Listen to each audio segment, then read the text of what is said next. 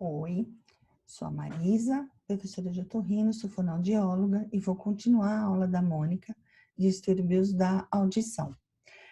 Eu gostaria de passar um filminho para vocês, é falado em português de Portugal, e esse filminho, ele vai mostrar o caminho que o som faz desde a hora que ele chega no meato acústico externo até quando ele chega na córtex cerebral. Vamos lá? O ouvido é um autêntico mecanismo de precisão, cuja finalidade é captar os sons que nos rodeiam, transportando-os para o cérebro.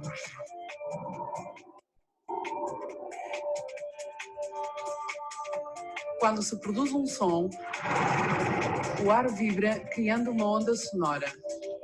O pavilhão auricular capta a onda sonora e dirige-a para o canal auditivo. No final do canal auditivo encontra-se o tímpano, que começa a vibrar. Já no ouvido médio, o tímpano comunica com a cadeia de ossículos, martelo, bigorna e estribo, que transmitem as vibrações e as amplificam até à janela oval do ouvido interno. No ouvido interno, um líquido estimula as terminações nervosas chamadas células ciliadas. As células ciliadas enviam impulsos elétricos através do nervo auditivo até ao cérebro.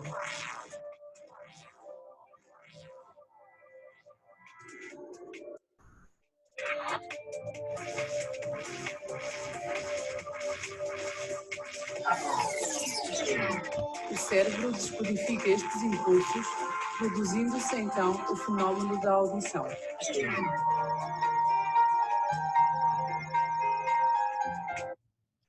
Então, não basta só esse circuito todo estar íntegro, nós precisamos também de outras habilidades. Essas habilidades vão nos permitir fazer o desenvolvimento das funções auditivas acontecerem. E isso é um problema multifatorial. Então, é uma consequência de uma relação multifatorial. Essas funções auditivas, elas vão, então, nos permitir que as habilidades auditivas diferentes ocorram em faixas etárias diferentes. Então, é um desenvolvimento progressivo. Então, um deles é a presença, a gente conseguir perceber a presença ou ausência de som, que é o mais básico. Depois de diferenciar esses sons, não só com relação de fala e não de fala, mas diferenciar qualquer tipo de som de qualquer outro tipo de som. É lógico que os da fala, eles são extremamente mais delicados e extremamente mais difíceis de acontecer, porque a gente tem muitos sons diferentes e com pouca diferença. Então, por exemplo, o P e o B. Então, tem uma diferença muito pequenininha, mas a gente consegue diferenciar esse tipo de som, né? A outra habilidade é a de localização, então, para a gente saber, nós temos 2 ouvidos que vão auxiliar no reconhecimento e localização desses sons. Então, se eles vêm do lado direito, do lado esquerdo, em que ângulo da cabeça esse som está chegando. Outra habilidade importante é dar o significado ou prestar atenção para os sons quando eles vêm competindo uns com os outros. Então, pode acontecer de você, que é o que acontece normalmente, né? Você não está exposto a um som por vez, você está exposto no mundo sonoro e que pode acontecer 2, 3, 4, 10, 15 sons ao mesmo tempo e você vai ter que diferenciar, localizar todos eles e ver qual é o mais importante nesse momento.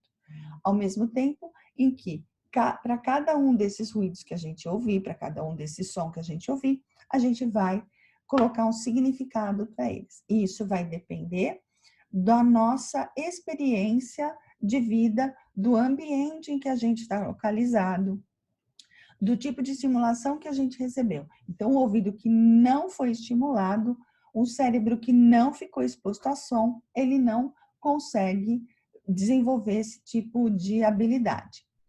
Os fatores emocionais também são importantes, então, a pessoa que está com algum comprometimento emocional, ela tem uma dificuldade maior de se energizar para algum tipo de aprendizado.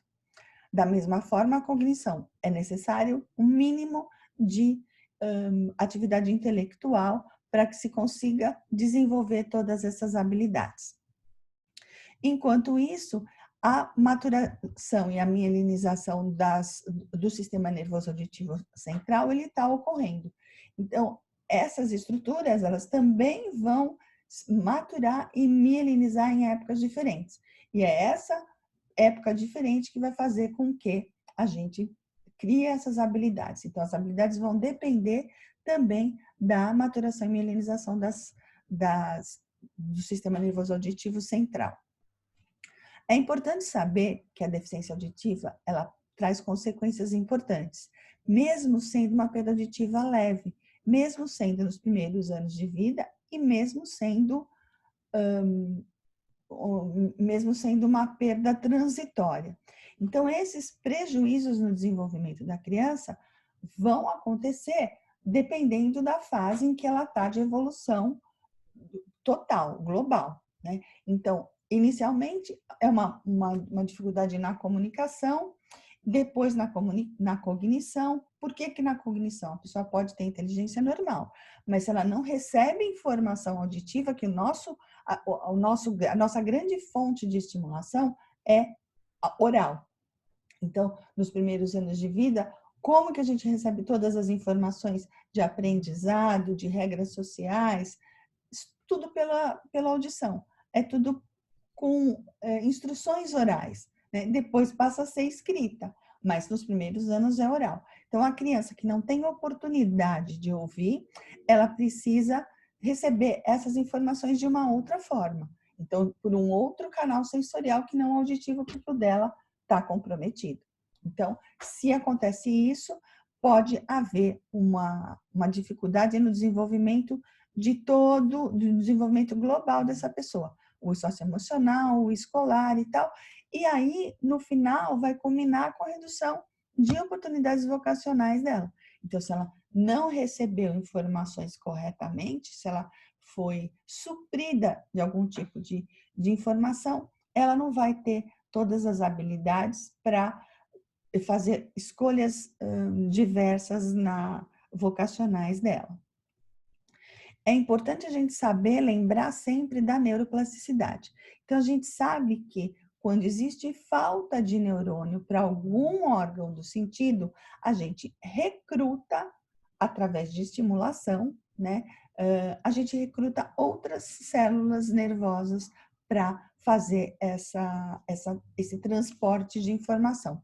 Isso acontece com todos os canais sensoriais, visão, audição, olfato, e isso é importante, então, fazer estimulação, mesmo que a pessoa seja um deficiente auditivo, falte a via auditiva, falte neurônios na via auditiva, é necessária estimulação para que a gente consiga chamar neurônios novos, estimular neurônios novos, ou que seja de outro, fazer um caminho novo. Se esse caminho está fechado, vamos estimular para que outro caminho, outros neurônios façam esse tipo de transporte de informação. Isso acontece com todos os órgãos do sentido, tá? Então, a neuroplasticidade aí. Então, como a gente pode avaliar a audição? Como a gente vai descobrir que a pessoa não escuta bem? Então, a gente tem a avaliação audiológica, que é composta de uma bateria de testes, cujos objetivos são de obter a intensidade mínima que a pessoa escuta, quer dizer, o limiar auditivo. Além do limiar, também precisamos avaliar qualitativamente a audição dessa pessoa, estabelecer o topo diagnóstico da lesão, então, se é orelha externa, orelha média, orelha interna, vias auditivas, córtex, fazer a monitorização da perda auditiva, especialmente em perdas progressivas, detectar precocemente a deficiência auditiva para poder fazer estimulação e indicação de dispositivos de amplificação sonora. E é importante ressaltar que é possível avaliar a audição em qualquer faixa etária, em qualquer situação orgânica que o paciente se encontre. Então, a gente tem vários testes, alguns comportamentais, alguns objetivos, alguns eletrofisiológicos, que vão fazer com que a gente chegue a algum tipo de conclusão. É claro que uma bateria de teste vai dar mais informações para a gente, mas na impossibilidade disso acontecer, pelo menos algum teste a gente vai ter uma ideia de como é que está a audição dessa pessoa. Então, avaliar adulto é simples, né? Vocês já viram na aula prática. Como que a gente pode avaliar uma criança pequena, uma criança até 2 anos de idade? Se a gente está falando em diagnóstico precoce, a gente tem que avaliar essas crianças também. E o que acontece então? Em 2010, foi sancionada uma lei que obrigou a realização de triagem auditiva neonatal universal, a TANU, que é o teste da orelhinha, com o objetivo de evitar que as interrupções no processo de comunicação ocorram.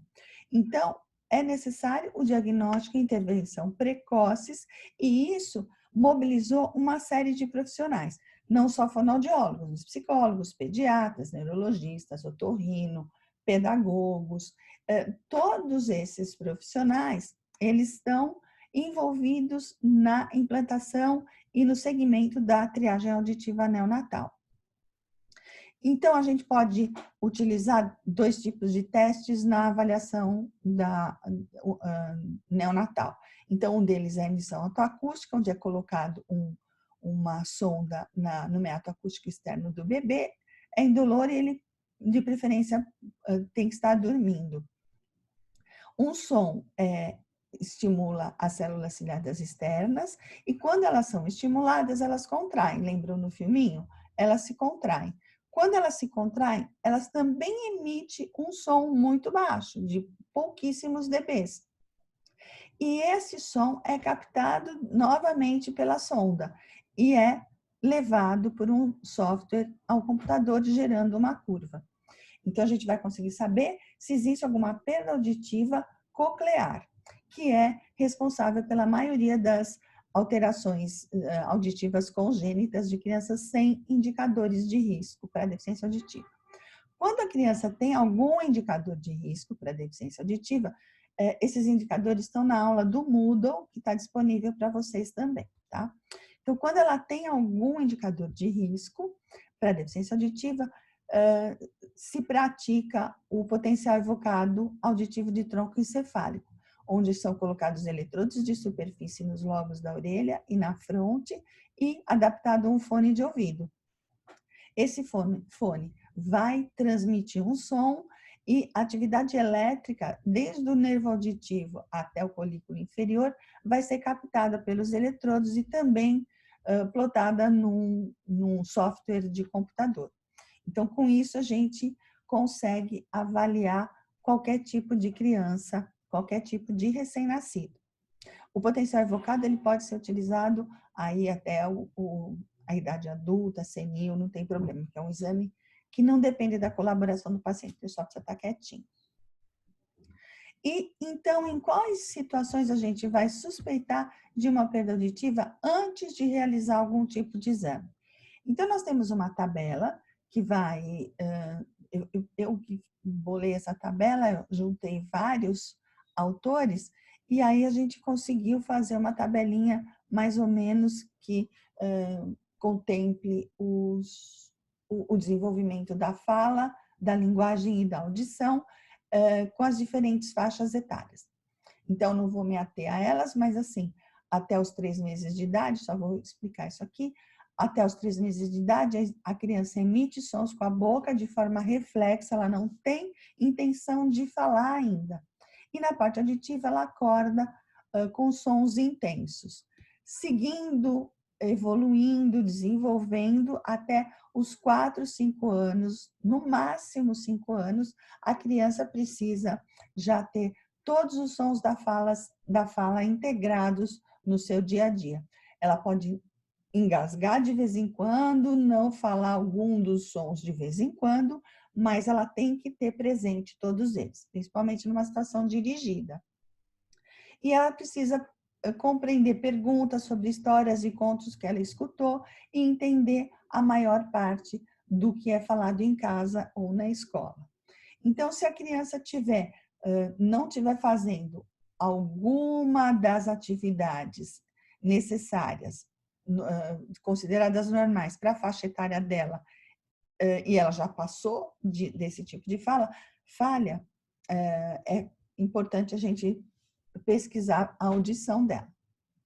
Até os 6 meses de idade, então, uma as dicas importantes para suspeitar de deficiência auditiva é quando a criança não acorda com sons intensos, quando ela não acalma com a voz da mãe, isso é muito comum, muito frequente, a criança se acalmar quando a mãe conversa com ela não fica atenta aos sons. O que quer dizer isso? Quer dizer que a criança não muda o seu comportamento de acordo com com algum som que ela escutou. Então, se ela está, por exemplo, mexendo mãozinha, mexendo pezinho, ela escuta algum som, ela para. Ou o contrário, ela está quietinha, escuta algum som, começa a se movimentar. Está sugando a mamadeira, está sugando o peito, está sugando a chupeta, para de sugar. Ou o contrário. Então, qualquer mudança de comportamento na vigência de um som que ela tem escutado é considerado como atenção ao som nessa faixa etária.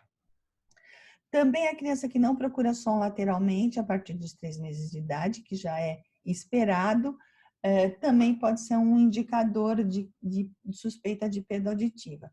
Uma coisa muito importante é quando a criança para o balbucio aos 6 meses de idade. É muito comum a mãe chegar com esse tipo de queixa. Então, ela diz que a criança falava até os 6 meses de idade e parou com essa idade. Então, o que acontece nessa fase? Até os 6 meses, a criança produziu som de uma maneira espontânea, porque ela mexeu a cabeça, porque ela mexeu a laringe, ela respirou mais forte, ela fez algum movimento com a língua que produziu um som. A partir dos 6 meses, ela começa a perceber que isso que ela fez gerou um estímulo sonoro.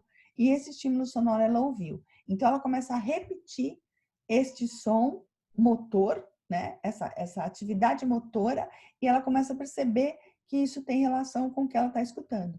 E daí, ela começa a se repetir. E é quando acontecem os joguinhos vocálicos com as mães. A mãe fala, a criança tenta repetir a modulação vocal da mãe. Não as palavras, mas a curva melódica que a mãe fez. Então, a mãe vai falar, nenenzinho da mamãe, a criança vai fazer, né? E aí a mãe acha que ela falou, e aí começam as brincadeiras, e aí que o ouvido entra na jogada. Quer dizer, ela percebeu, ela descobriu que escutou um som. E aí continua o desenvolvimento. Então, a criança que parou o balbucio aos 6 meses, desconfia-se de uma perda auditiva congênita. Ao mesmo tempo, a criança que não desenvolve linguagem oral, que não consegue desenvolver a fala, ou que tenha algum problema de voz. As crianças falam com uma voz bem aguda, mas as crianças deficientes auditivas têm a voz muito mais aguda do que as crianças ouvintes. Então, a gente pode avaliar, além daqueles métodos eletrovisiológicos ou biológicos que a gente tem os métodos comportamentais a partir dos 3 meses de idade, que vão obedecer às fases de desenvolvimento da audição. Então, se a criança consegue localizar, deve conseguir localizar os sons lateralmente aos 3 meses de idade, é esse teste que a gente vai fazer. Então, vai estimular com os instrumentos musicais, que são sons de espectro amplo e que vão estimular a audição, e a gente consegue perceber diferenças entre localização. É importante saber que perdas unilaterais podem não ser contempladas com esse método ou perdas muito leves, porque o som do instrumento é mais forte, é muito forte. A partir dos 6 meses de idade, a gente pode lançar a mão do audiômetro pediátrico, que ele vai emitir um tom puro, e a gente dá um estímulo numa intensidade lateral, a criança está de costas para a gente, e a gente dá o som lateralmente, como a gente fez com os instrumentos. E aí vai diminuindo a intensidade do som até ela parar de olhar. Então, a gente tem que garantir que ela não está vendo o equipamento. A partir de 1 ano de idade, a gente consegue colocar caixas acústicas nas paredes, na lateral da parede da cabine, e a criança é colocada no colo da mãe, olhando para frente, né, com um brinquedinho, fazendo com que ela olhe para frente, ainda sem o fone de ouvido. E daí dá um estímulo sonoro. Na hora que a criança olha, a gente dá um estímulo visual, como um brinde, né, como para fazer o condicionamento. Depois a criança volta a atenção de novo para o centro, dá para o outro lado e vai diminuindo a intensidade até ela parar de responder. Com crianças mais velhas, né, mais velhas, 2 anos, 3 anos, a gente já consegue fazer uma audiometria mais lúdica, também condicionada, onde a gente coloca o som pelo fone e a criança é orientada a fazer alguma atividade lúdica. Então, colocar pininho no ábaco, jogar pedrinha numa caixa, qualquer tipo de coisa. Ou mesmo levantar a mão ou falar escutei quando ela ouviu o estímulo sonoro. Da mesma forma, vai diminuindo a intensidade até ela deixar de responder. Bom, então a gente já sabe que a diminuição da audição dificulta a comunicação oral e o desenvolvimento global da criança. Então, o que a gente faz depois do diagnóstico? Então, o diagnóstico é feito pelos médicos e os fonoaudiólogos vão auxiliar nos exames, na confecção dos exames. Então, o tratamento vai depender do tipo, do local de lesão e da faixa etária que o paciente se encontra. Ele vai poder ser medicamentoso, cirúrgico ou a indicação e adaptação dos dispositivos de amplificação sonora, além da estimulação auditiva e de fala realizadas na fonoterapia. O equipamento mais básico, o primeiro da escolha, né, depois de tratamento medicamentoso e cirúrgico, é a utilização do aparelho de audição, né, o equipamento do aparelho de amplificação sonora.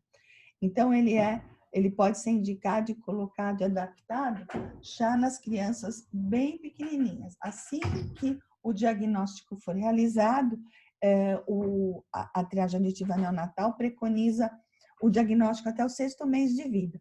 Então, mesmo antes disso, a gente pode colocar o aparelho, desde que o diagnóstico já tenha sido concluído.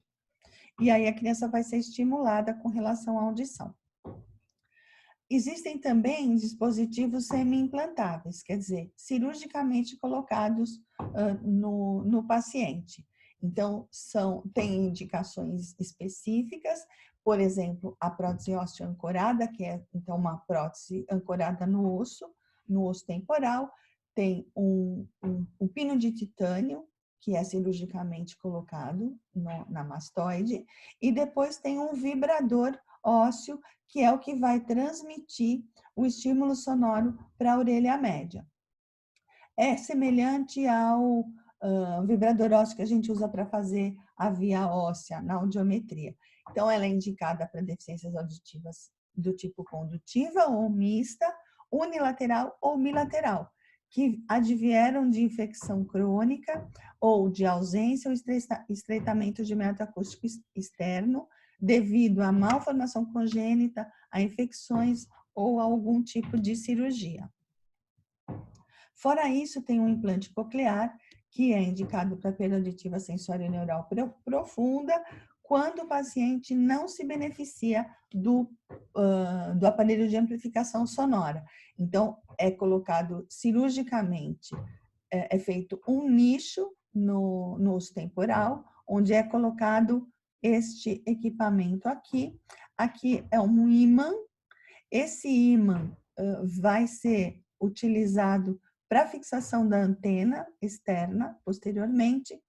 E aí também tem um feixe de eletrodos que vai ser colocado na cóclea. Esse feixe de eletrodos são 22 eletrodos que vão substituir as células ciliadas externas. Então, vai ser gerado uma energia elétrica que vai estimular direto a cóclea e o nervo auditivo. Então, não tem estímulo auditivo, é estímulo elétrico, tá?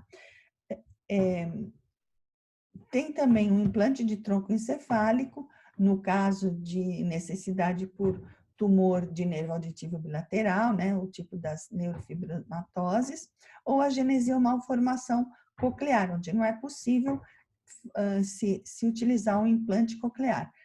Esse está bem, não é uma coisa muito realizada ainda no Brasil, tem alguns casos sim, mas casos mais que foram relacionados à tese, a pesquisas científicas.